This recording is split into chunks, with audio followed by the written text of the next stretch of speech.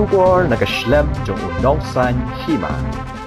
Office of the Deputy Commissioner in July, along with the other health officials out here. So we had a review meeting and we reviewed the entire situation of the state.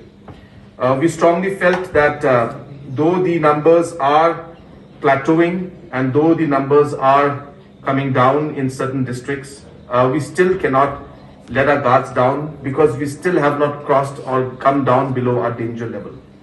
So therefore, in the cabinet today, we have decided that a lockdown, at least in East Khasi Hills, we have decided in terms of the district where it was most prevalent and the numbers are the highest today, that East Khasi Hills, the lockdown will continue.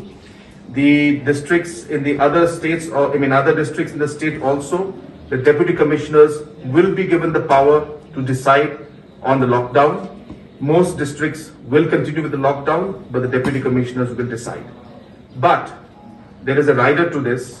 While continuing the lockdown, we also understand that people's livelihood are being affected a lot.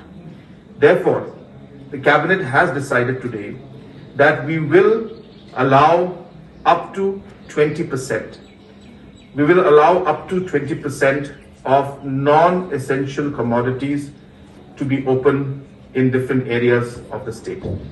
But that will be decided by the deputy commissioners.